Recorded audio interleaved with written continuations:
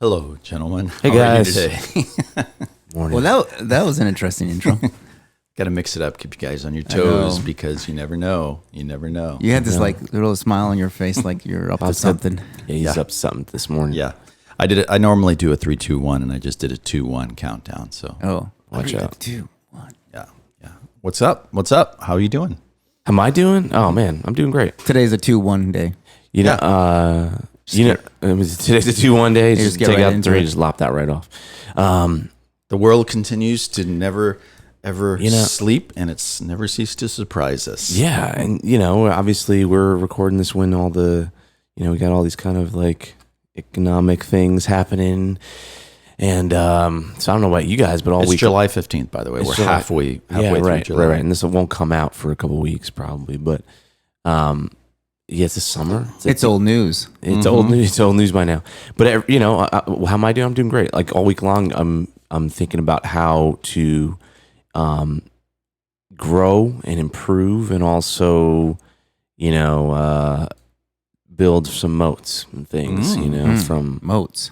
moats for protection, insulation. You got some boats with those moats? boats with the moats. Got some alligators with those moats. Yeah, I gotta throw the alligators in.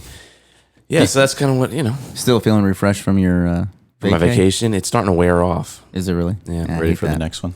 But yeah, I'm ready for the next one. It just happens to do that, right? Yeah. So, but I do every morning. I kind of think through a few visualizations to kind of get me into a zone, and one of them is trying to bring back to that. Yeah. Laying on cool. the dock. Yeah, Here in the water. exactly. I'm sitting on the boat. Yeah. I'm skiing right now. So, Brad, Anyway, yeah, how are you that's what I doing? You've been playing a lot of cornhole lately? I'm on a cornhole league. Yeah, this is, I guess, a thing you do in the South. 100, there's like 130 guys. It's all real, like It's so crazy. it's technology too. Like everything's automated. Every lane. Are you gonna be on tablets ESPN3 soon? No, trust me. ESPN 5. No. Yeah. Well, you've seen those, right? Yeah, I have. Yeah, they make it look easy. I mean, honestly, a few years ago when they started, I don't know how long ago they started the World Cornhole Championship. Yeah. What do they call it? But I found myself looking at them like, I think I'm better than them. They call it the World Cornhole, but there's probably only people playing from Alabama and Tennessee. Yeah. Very few people from the world actually Is it playing. specifically like a south? I don't know. Southeast thing. I don't know. I thought it came from the South, but who knows? It sounds like it did. I'm not from the South originally, so So they don't have them up in Michigan. Or yeah, I Detroit? think they probably do now. It's gotten up there. Now I think those guys are probably really, really good. Back when they started, they were just dudes. Yeah, So is it all about from the neighborhood. the arc and the Is it just about? I mean, I don't get paid enough to know that. it's like watching what's that sport on the ice where they Curling. hockey? It's like watching curling, right? yes. Where you're like, okay, a guy just kind of throws it, so it's all about like how gentle or whatever. But I'm Yeah. sure there's a lot more skill to that. Yeah. Than just like, okay, I got a beanbag, I'm going to throw it at a Well- hole, and the goal is to get in the hole. The thing with cornhole, there's a little more Leonard Skinner playing and beer. Yeah. So it depends on how much than beer curling. you've had. Curling is quiet. Yeah, and a lot of sweeping. Yes, it's very quiet. There used to be one guy on ESPN. He would have to. Obviously, you couldn't have beer, but he would probably. I'm guessing it would be a beer. So he would hold like a water bottle in the one hand, I guess, to balance him or something. Yeah. So used to it. That's funny. That's my style. But I don't know. Do you do the spin thing where it kind of? Yeah, I can kind of, I can. The thing about the bags is a lot of people don't know good bags. Like Yeah, that's what I was they have a sliding side, like a slippery side, and more of a grippy side. So know depending on your board, every board's different and has Depending on your strategy. strategy. Yeah, Interesting. So I need Well- to work on my strategy, though. Trust me.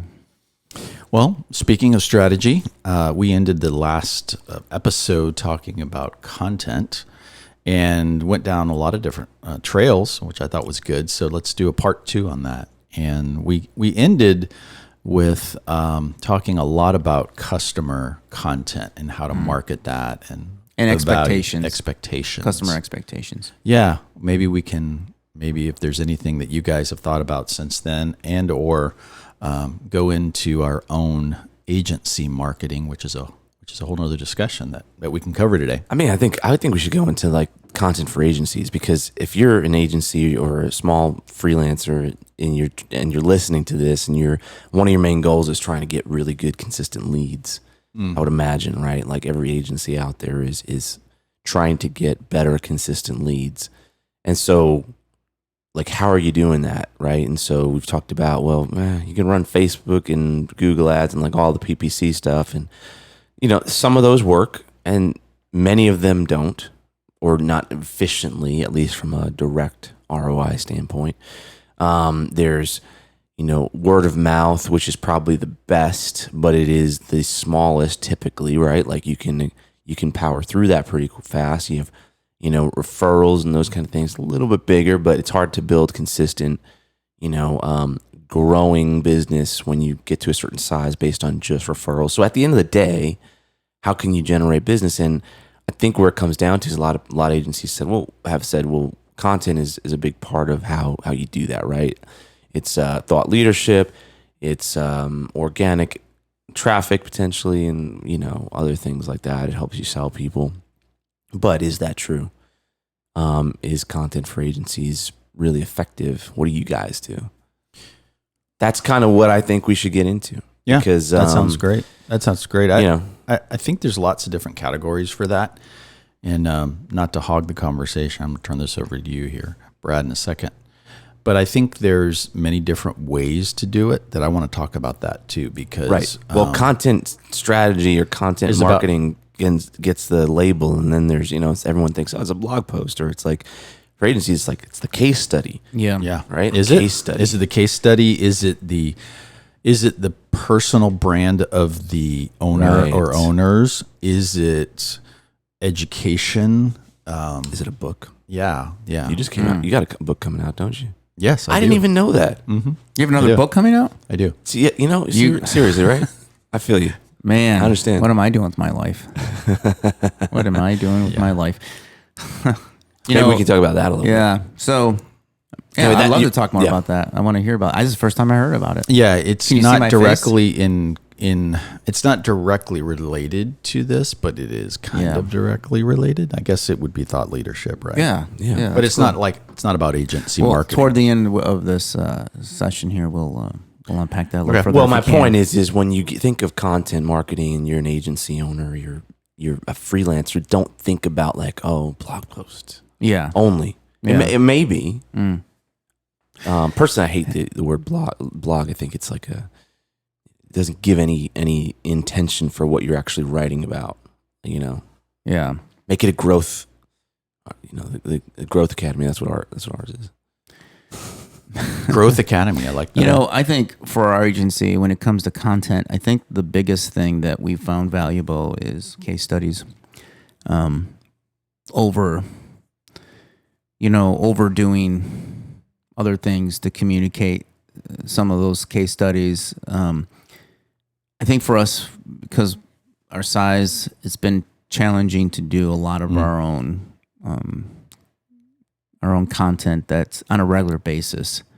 I think, Ken, you're dedicated to it, to the point where you carve out and very intentional to carve out a certain time of every week to do content. Where I think for us, sometimes we're so busy on client stuff, we're like the, what is it? The cobbler. Yeah. Or Yeah, the you got 1950s version. But it's also been that I haven't, and it's not that it's not valuable, because it is valuable, but I haven't ever attributed any business or with our clients. If you ask our clients, our current clients, do you follow our social media? They may, but they don't follow it. Does that make sense? They don't even, the platforms probably don't even serve them up because they're never on it. They don't care about it at that point. So our current clients are not in tune to that. In fact, a lot of our clients, they're probably not even on. If you ask them, do you participate in social media? They're like, no, I maybe go on Facebook Marketplace, but they're not participating in that because they're not that of that age, and they're just not, I don't know. They're not, they're like 50s and they're CEOs and they're busy with other stuff and they have other things going on. But it's not that it's not important for us. It's just I've never attributed that to to being I think it's the hard. biggest priority. No, for I us. didn't think But case studies, think it's yes, hard to and I track. think articles. When you use case studies, where do you use them in the flow? Is it to bring people in? It's mostly on our site, and then we use those case studies when we present, obviously. So whenever we present, even if for new business opportunities, we try to align with their business and try to show a couple of case studies of similar type of challenges that they're having. I think that's the biggest thing is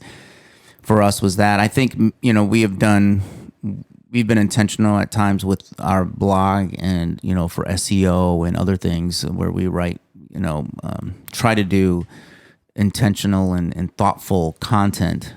But even that sometimes is hard without you got to put a lot of energy in it to have good thoughtful content. Yeah. We've talked about this in the last episode. For clients, we've got to take the same lessons from it. It is the disciplined long game. And if you're not prepared to do that, and if you're go in with the mindset, okay, I'm going to do this for 90 days. And if I don't see results or I can't attribute it to a new client, I'm not going to spend it. That's not the way to do it.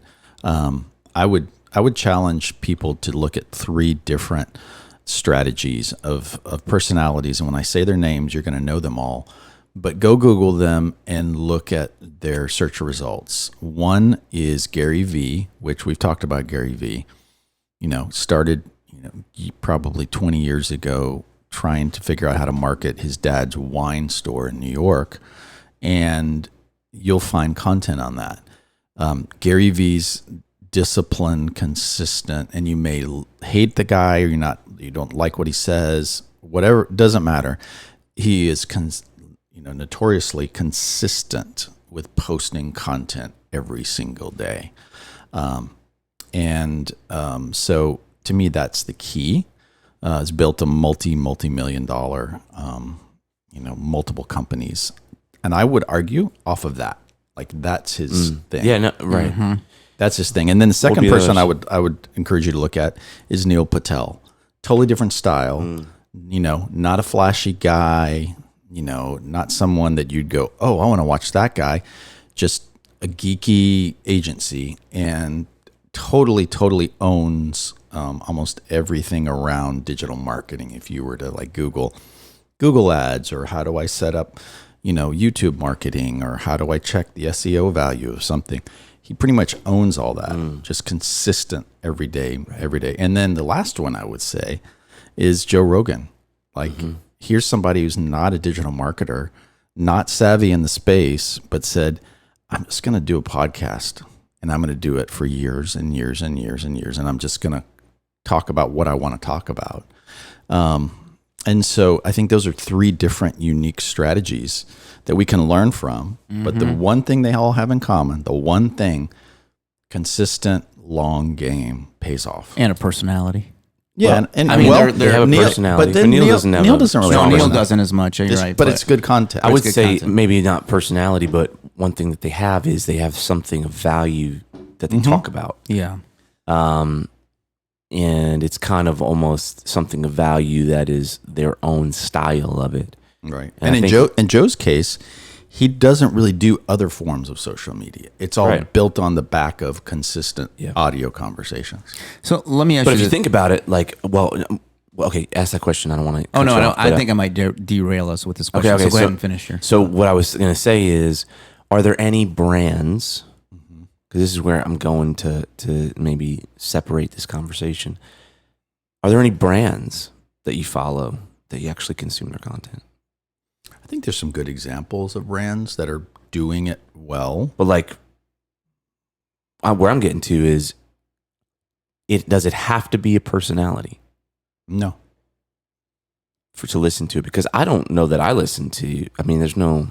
Well, I listen to all those. You have to a like bunch the of those person guys. a little bit. Like Gary V, I don't watch or listen to Gary Vee, but it shows up in my feed I'm everywhere. Done. I just I'm saying, can you think I of can't listen can to you think him. of brands that would be on the same level of that? But you can't get away It's from not a it, personality. right? Yeah, I got away from him now.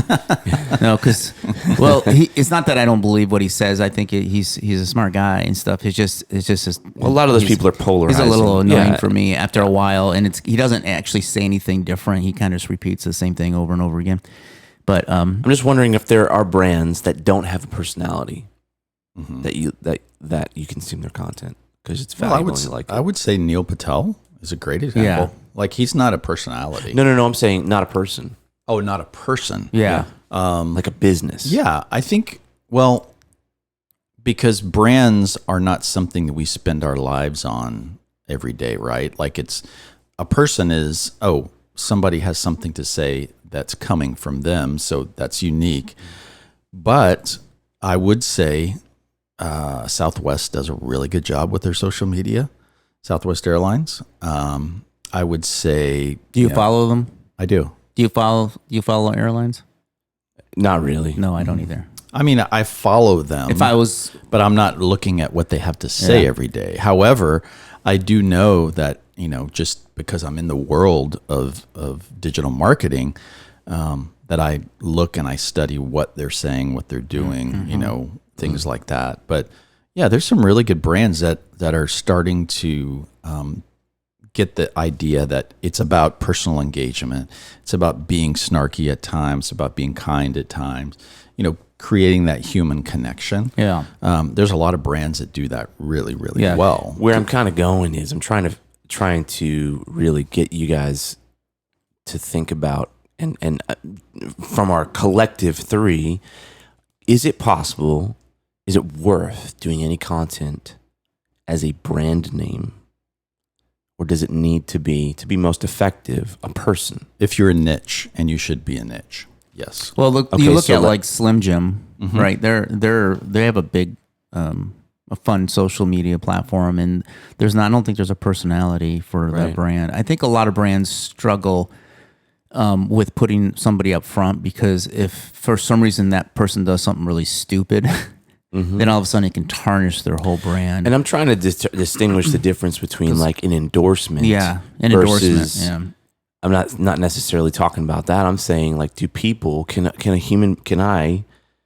people engage and listen to and consume all the content of only other humans, or do they do that with the same veracity for a non-human business name? People I'm not don't saying they don't like their products or don't like their advertising. Yeah. I'm Well- saying, with regard to whatever content would be. I think Apple may be a good, or Tesla may be a good example of that, even though they Well, they've do got have, great products, they right? got great products where people would follow them even if there wasn't an Elon Musk or a Steve Jobs, There's not a Steve Jobs now, and they follow Apple religiously because of the product or whatever, where they're I think what you're going to is that what you're saying? I think what Yeah. what you're getting at is, and what you just said, Brad, is people don't connect and trust just entities. They have to have some sort of connection in order to do that. And one of the things that was brilliant about Steve Jobs is when he would come out and do those big releases. The first out of any. They were connecting with a person Yeah, that they they said, "Oh, we're not connecting with a machine. We're connecting with this human being." And the way that he presents, he did it consistently. He did it always the same way, and he did it in a way that connected with people. Right. So, to your point, is you've got to have the human element in there some way. I use this example. You guys may have heard it. I haven't said it in a while, but I used to use it all the time when I spoke to groups. This is going back now, 10, 15 years ago. When Twitter first came out, the first few years, I remember I was on a trip and I was traveling somewhere and I was going through Dallas. And I said, and if you've been to Dallas, huge spread out airport, I tweeted something that's like, I guess I won't need my evening run when I get home. Just landed, in Dallas, and I'm going from, Terminal A to Terminal C. And I didn't think anything of it. I was just using Twitter in the early days of, this is what I'm doing. But I was pretty floored within about 30 seconds to a minute. Southwest Airlines tweeted back at me and they said, "We'd like to keep our customers healthy," smiley face. Next time, here's a shorter way to get to our terminals. And it was blah, blah, blah. And I told that story over and over for years as the correct way and to listen and to engage and to be human. They didn't have to do that. They didn't have to be listening, but they were. And they spoke to me individually, and they got so much traction off of that because I told it for years to many groups, hundreds of people, every time I would speak to them. That's the way you do it, and that's the way brands engage in human. I totally agree. But they gave you a shorter route, and they said that was healthier. Did they tell you to stop by the Burger Shack on the way too? But what what it told me is, they were responding to what I said. They weren't. Amazing. It wasn't like an auto tweet. Yeah, that's and like, you weren't tagging them or something. They just knew that you were. Yeah, I didn't even put hashtag Southwest. I just said, I'm catching my plane, and maybe I said something. Maybe they knew that the terminal I was in, or maybe they were geo-fencing. I don't know what it was. Yeah, no, I mean, I think that brands can engage really well, and I'm not saying this is true or not. I'm genuinely asking the question. I'm just trying to think of, is there any brand that I, without any personality attached to it, consume their content, not buy their products, but consume their content because it's valuable to my life on a daily basis or even on a regular basis at all. And I can't think of one that doesn't have a personality behind it. Now, I'm not saying I don't think there are brands that engage really well that I love, because there are. And maybe it's all the same. Maybe you'd say, well, content can be whatever you want it to be. So like maybe Southwest doing that is content marketing. I don't know, in the category. But to ask this question, I guess where I'm trying to get to, for an agency who's thinking, how do I move the needle the most with the content? And they start just doing the normal stuff, which may not be right, but they start writing and they start doing these different things. What I see often, because we do a lot of, again, content just development. And to me, it's more, I talked about it last week, but it's like thought leadership. It's having a unique perspective. And I often look at, I try and self-analyze what we're doing, but also look at other agencies, and I'll see people that they'll just like, it seems like they just waste their time churning out blog posts that say, hey, top 10 ways to get to the top of the search engine or whatever. And that may get you some organic results, but at the end of the day, a real good strategy is something that hooks someone profoundly. At least to me, my opinion of it is like, there's like a profound hook. It's like there's this bend, like, Gary Vee is going to have his thing. Like it's the thing that it's the thread that connects all of his content together, is his perspective on life. You're going to have the Grant Cardones and all these different personalities. They have their kind of like perspective on life. Neil Patel would have the same, right? Brands sometimes are devoid of that, right, when they're just doing content.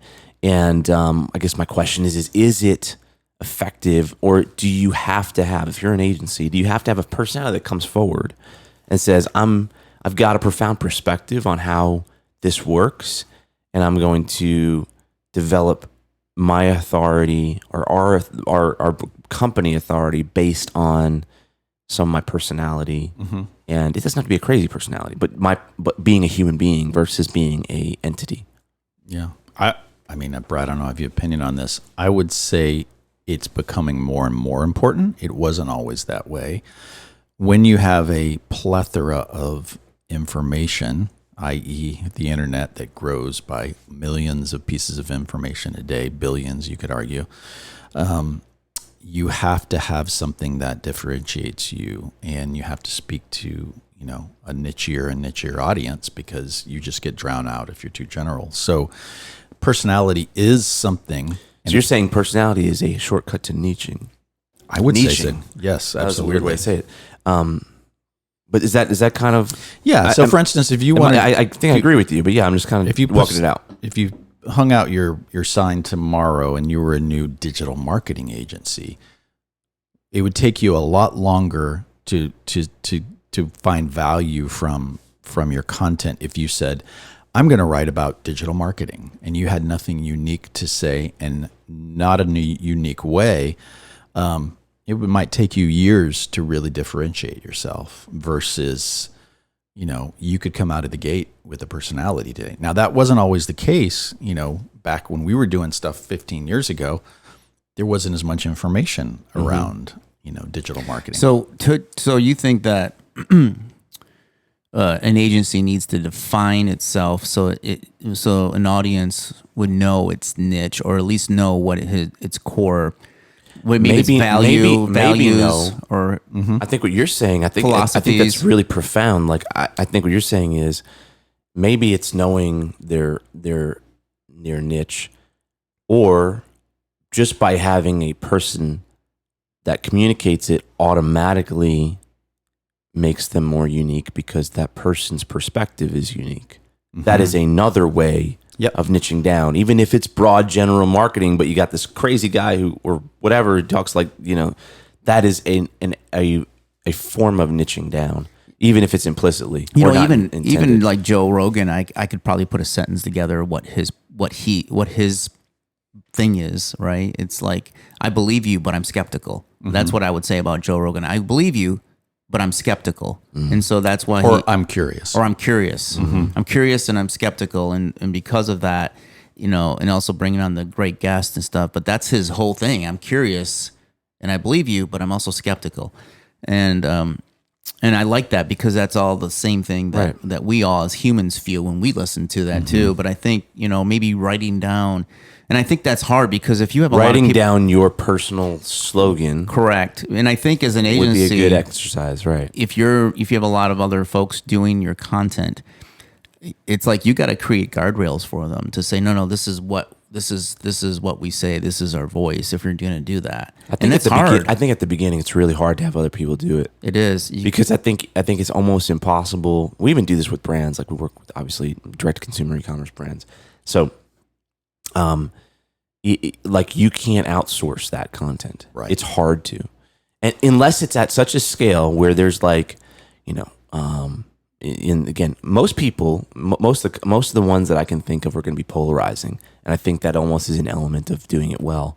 But you take Dave Ramsey, who's in town, right? Polarizing guy from its perspective. Some people love him, some people hate him. But he's been able to scale his content, right? He has such a strong brand that's been built for so long. Everyone in his organization writes like him, right? Writes through his perspective, but if most people don't have that level of, we're talking about the 80%, which probably don't have that momentum, and for them, I think it's really hard, if not impossible, to outsource it and still have a strong. I don't think you have to be a crazy annoying personality, but I do think you have to have a polarizing perspective, right? And like probably a strong conviction around it to make it connect with people. And I think that's hard to outsource. Yeah.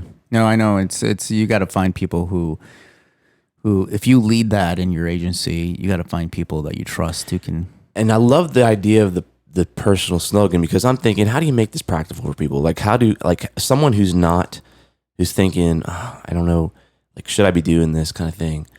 Like one of the practical ways, I love the slogan idea, because if you were to take what you do, let's say you're the founder of an agency, you take what you guys do and you put that to the side for a second, and then you write down your personal slogan in context of what you do. Like I do this because I have this philosophy. It may not even be like, you may have to refine it, but you may do it because you're trying to prove it to somebody, and probably not a great, but like at least you start there. Like it's interesting because if you do that, like Brad, you might be like, I want to get the best results because I'm an analytical person. So like, I don't know, whatever that is. Like I feel like that exercise of writing down the personal slogan and then you layer it on top of what does your business do, that might give you really good guardrails to like start producing some content.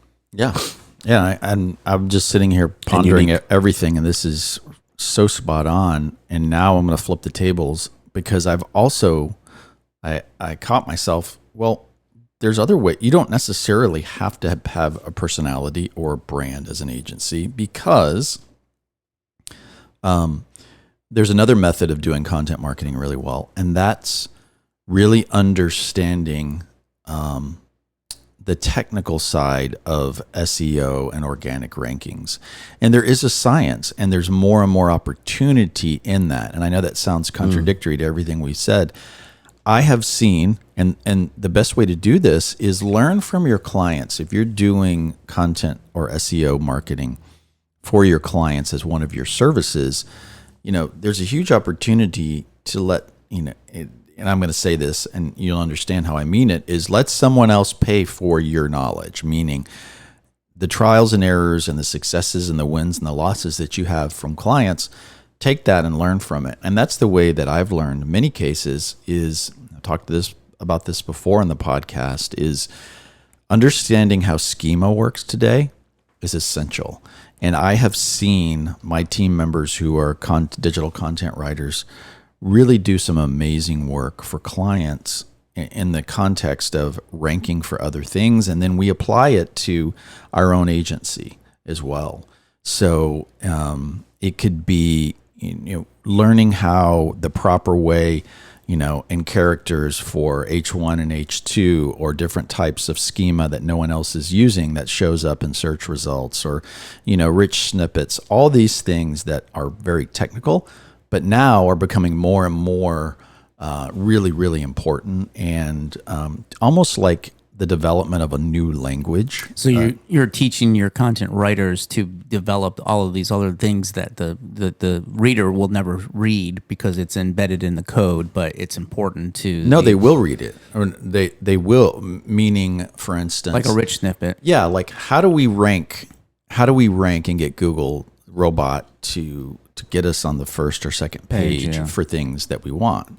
Well, we know that they respond and they really like this or they like that, if you're gonna, whatever it may be. So it's not an either or thing. I don't want people to sit here going, oh, I don't have an outgoing personality, and I don't like to get in front of the camera, or maybe I'm not a great writer.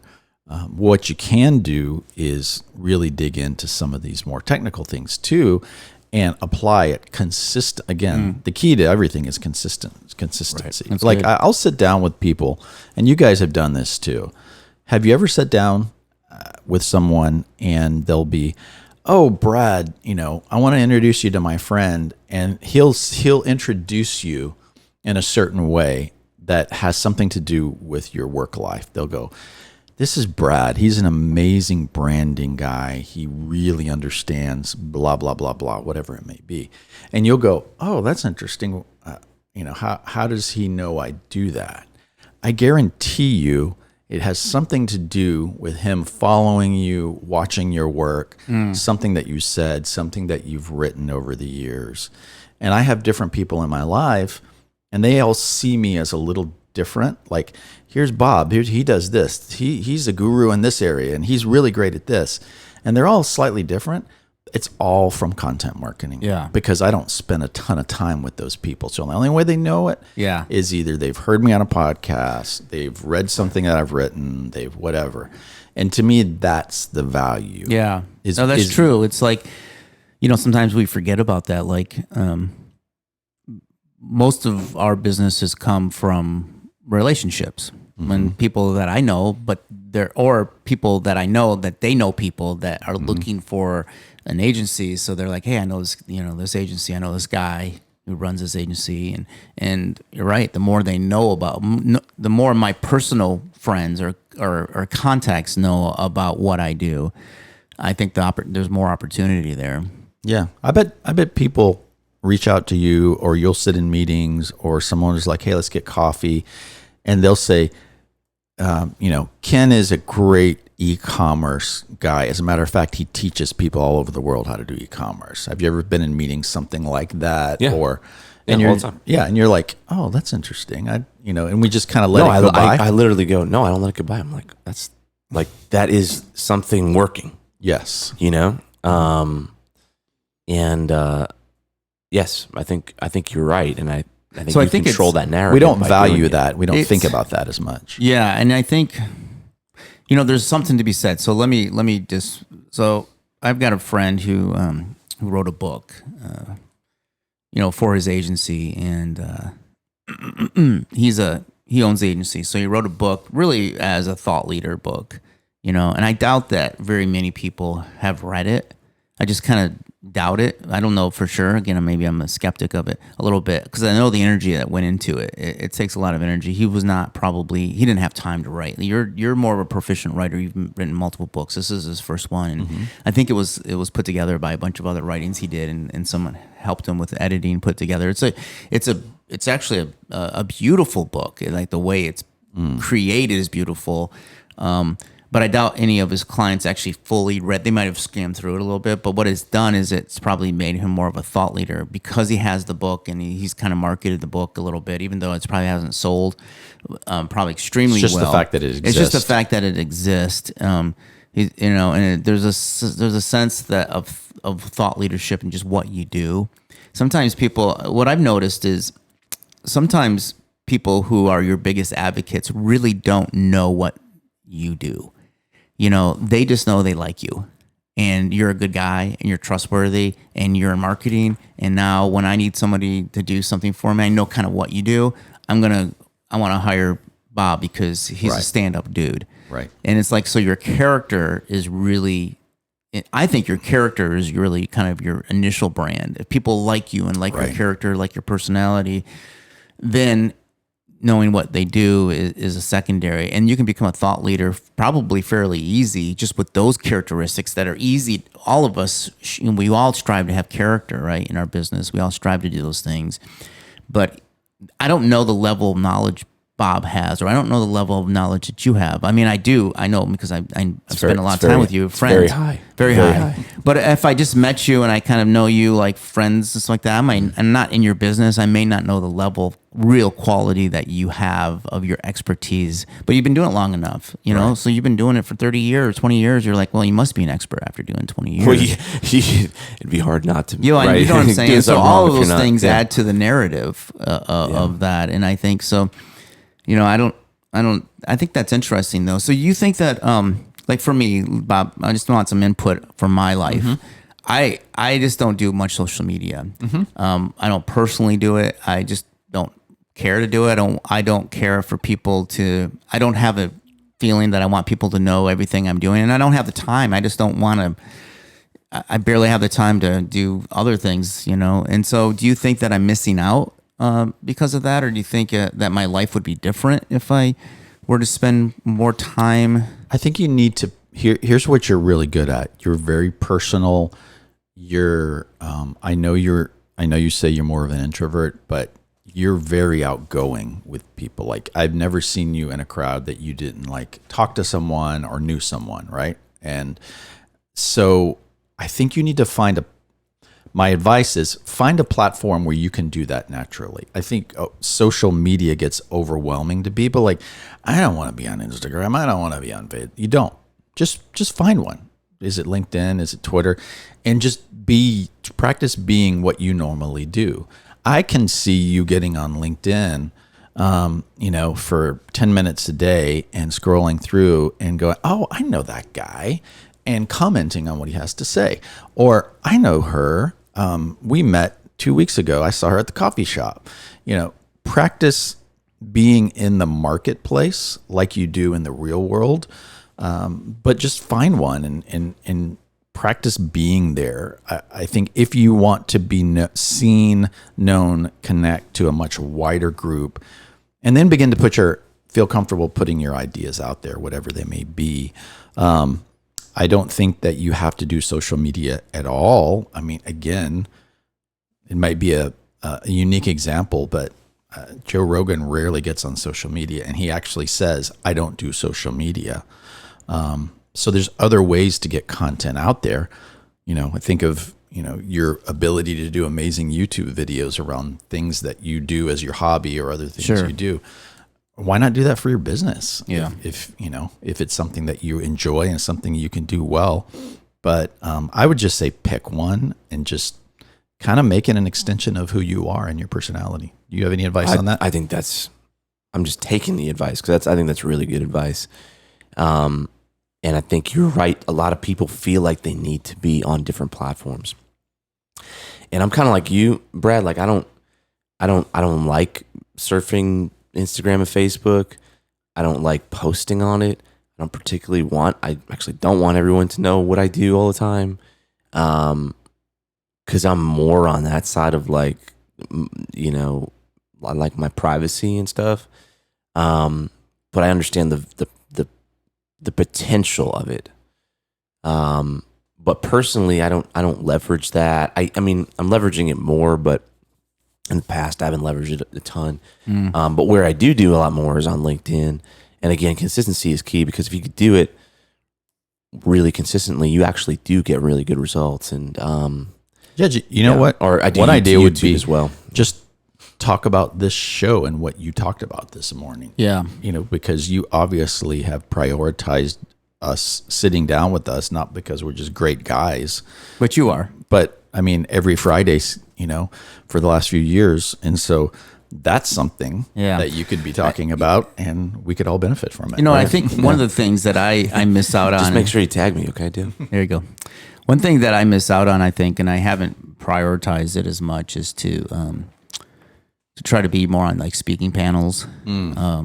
Yeah. You know, or in the business community as the voice of Sure. of a marketer. You know, sometimes you have panels or different types of events where you know, they bring in different types of industries, and they have experts from different industries, and just really representing in that way. To me, that's like one of the places I would probably feel pretty comfortable. Yeah. You know, is when you're kind of having more of a discussion. Like this, I feel very comfortable here, right? You know, where I don't find it fun. I don't find it fun to post things on Instagram. I'm not a regular poster, but I could definitely do more LinkedIn, I think, because and I have in the past, because it's more thoughtful. It's more business related. It's more to me. It's interesting. It's not. I guess I just don't like and I don't know why I have this. I have a block with posting just to post. Does that make Yeah. sense?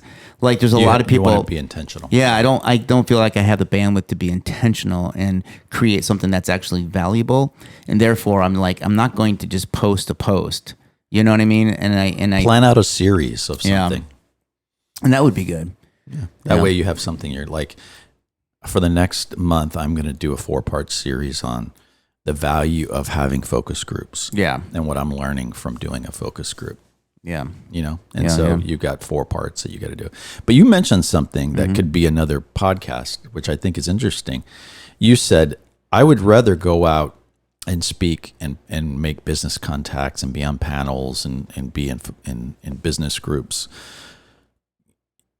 That's awesome. That is content marketing, because Yes. what you're saying is, now I can do that. Well, what you're saying is, let all these other groups do the content marketing for you, because I guarantee you 99.9% of those are going to be put online, right? Like they're going to, or do a press release, or they're going to do an announcement, or they're going to, you know, have their recording of it, whatever it may be. That's where you can then repost that and just say, hey, enjoyed, you know, being on this panel. If you want to watch it, here's the video. Yeah. That's a great way to put your energy into, versus trying to create something yourself. That's good. Well, gentlemen, this has been really, really good. Any closing thoughts before we wrap it up? Go market your agency. Yeah, go market. Yeah, you need to, right? You know, like I think it's important. I think differentiating is important. I think that it's hard to differentiate through a website. Yes. Everyone tries to say like they're the, you know, this is the number one ad agency, and the, you know, did this many hundreds of millions or billions of dollars in revenue and for clients. But all that stuff, like I think most people glaze over it, and so it's hard to stand out through a website. And what are the other ways you could do that? Good. I think content, and, you know, thoughtful content. From Observe, watch, learn from your clients what they are successful at, and then go do it for yourself. Yeah, it's good. All right. Good feedback. All right. Until next time, gentlemen. See you. Bye-bye. Bye-bye.